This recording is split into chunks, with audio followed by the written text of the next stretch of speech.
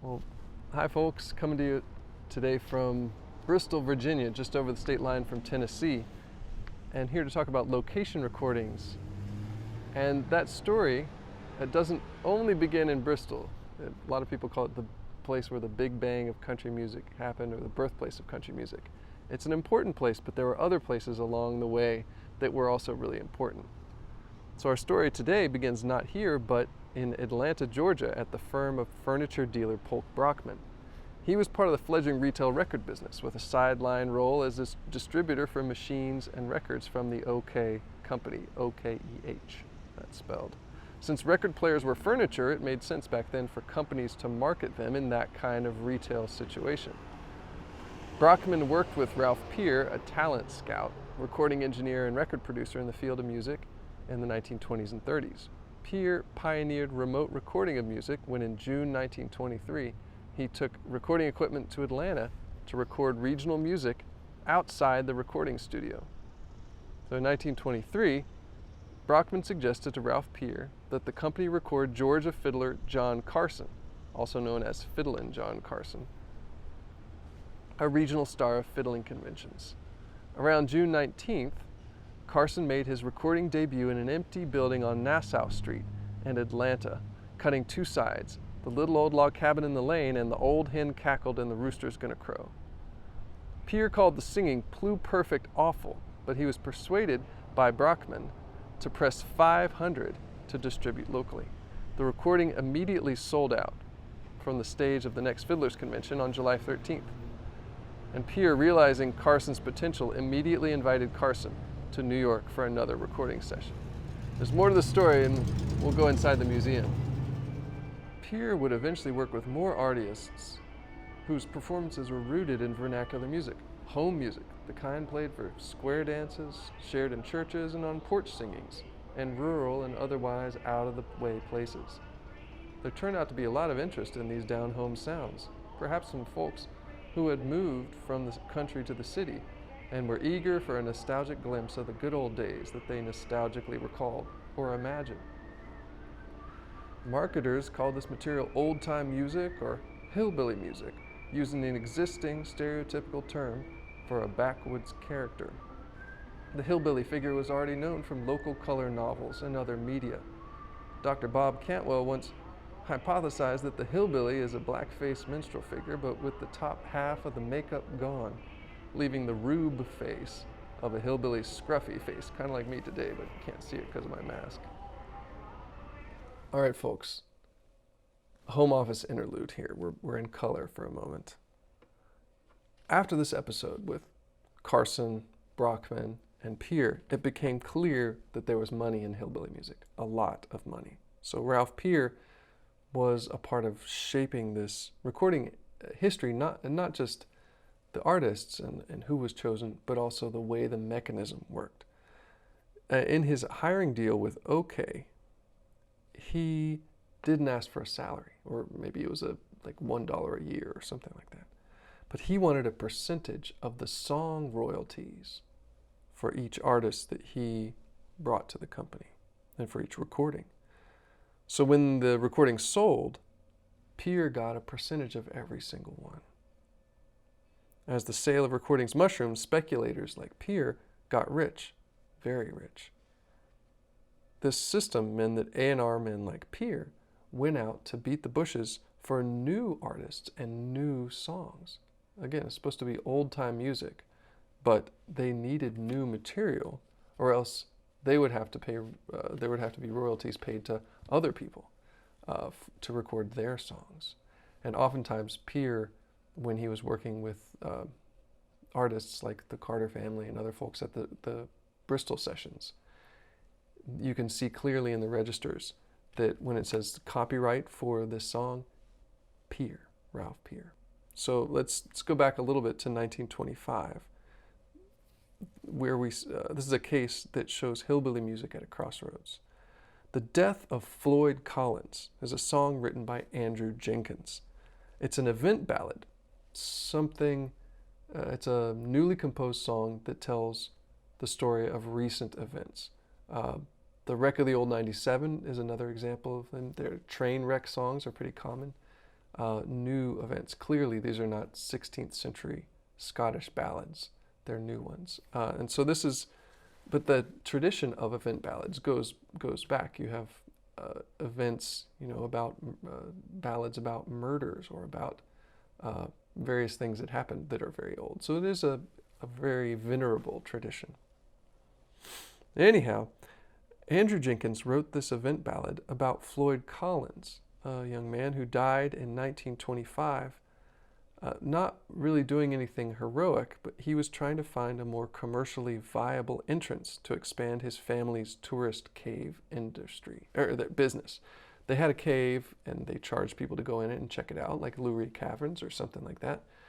He wanted to find, because there was a new highway coming through, part of modernization of the transportation infrastructure. He was trying to find a branch of the cave with an entrance that would come out closer to the highway. It resembles older ballads, especially in the opening. The lyrics go, "Oh, come all you young people and listen while I tell the fate of Floyd Collins, a lad we all know well." But it was a modern event. Famed pilot Charles Lindbergh reportedly flew film from photos taken at the scene to a newspaper in one of the big cities, and the blossoming modern media of radio and records spread the story. Think about this, some of the first radio stations, I think, were established in Tennessee in 1924. So this is all very new. Now, John Carson, who we met in Atlanta, recorded this song for OK not too long after the events in 1925. And his record sold, but not so great. Now, a few weeks later, Vernon Dollheart recorded it. And born in the 1880s in Texas, Vernon Dalhort was born Marion Slaughter, but he recorded and worked under the Dalhart name. And he was one of the most popular recording artists during this period of the 20s and the 30s in some markets. He recorded over 1,600 songs between 1916 and 1939. And he started as a classical singer, but soon became most known for his Western or country or hillbilly type songs. Now, big difference here. His copies sold 300,000. His recordings sold 300,000 copies. Huge difference with Carson's recording. One difference is the technology that was used to record it. That's one hypothesis. All right, interlude's over. Please check out those recordings. They're in the media for this week. Now, why was Dalhart's recording of the Ballad of Floyd Collins more commercially successful? One possibility is recording quality. Pierre called Carson's first record pluperfect awful. Was it just the sound and not just the playing and the singing? Remember that earliest recording was mechanical on cylinders or the early phonographs. During the first half of the 1920s, engineers developed technology for capturing sound with a microphone amplified with electricity. They put it through vacuum tubes and used that amplified signal to drive an electromagnetic recording head. These innovations resulted in a greatly expanded and even more natural frequency response, making a dramatically fuller, clearer, and more natural sounding recording. Distant or feeble sounds that were impossible to record by the old method could now be captured.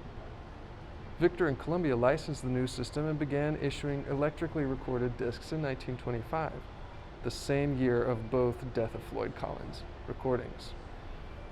The new electrical recording equipment made it easier for A&R men to travel outside of cities to rural areas.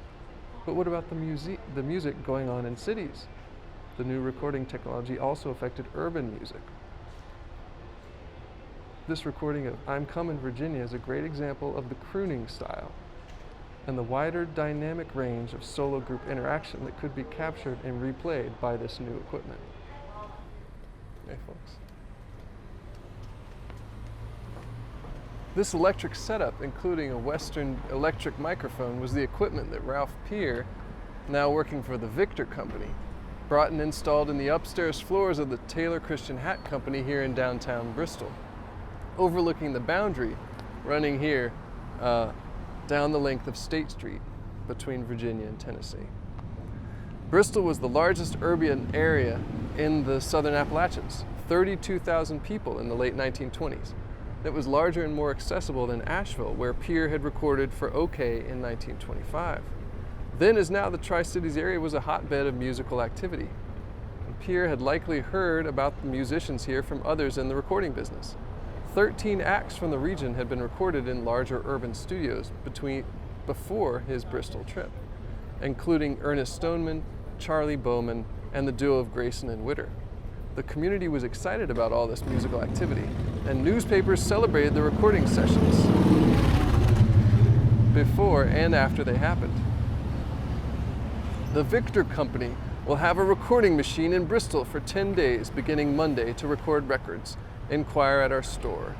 That was the text in a small box that appeared in the Bristol News Bulletin in 1927. And later, one of the reporters sat in on a recording session where Ralph Peer cut a few sides for Ernest Stoneman and his family.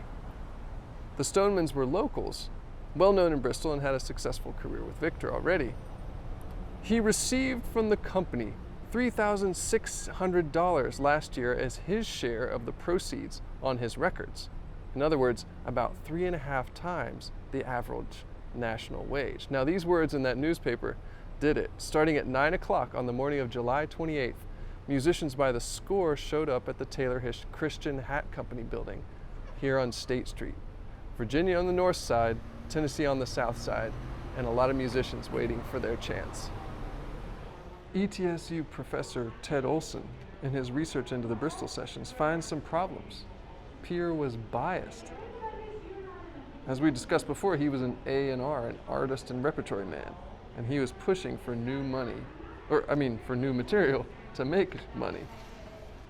He also preferred vocal performances to instrumental numbers, which were less distinctive and therefore easier to establish as new compositions. He sought out gospel material.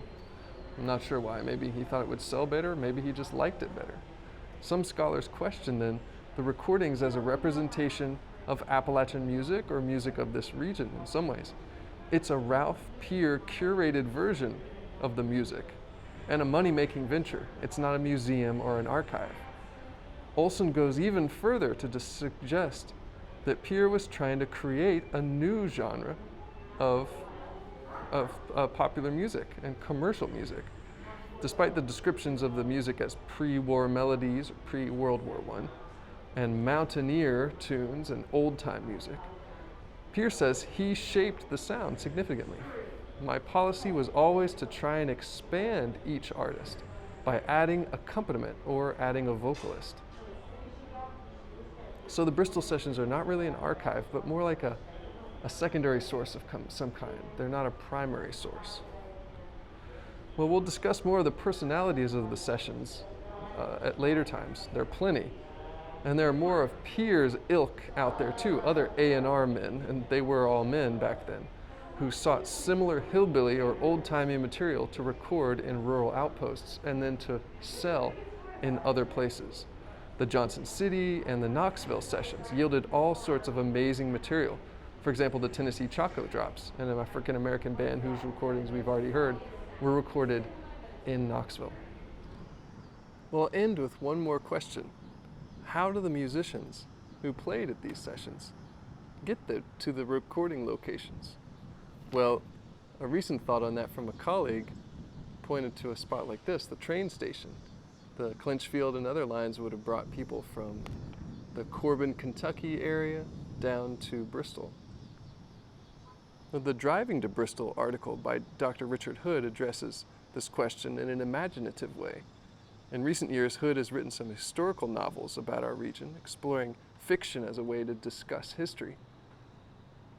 So think about this essay when you read it, both as an information source and as an inspiration for a type of historical writing. Can you imagine writing a paper like this, finding one element that would attach to the history of music that we're talking about, but would allow you to look at it from a different way? Keep on thinking and keep your ears open.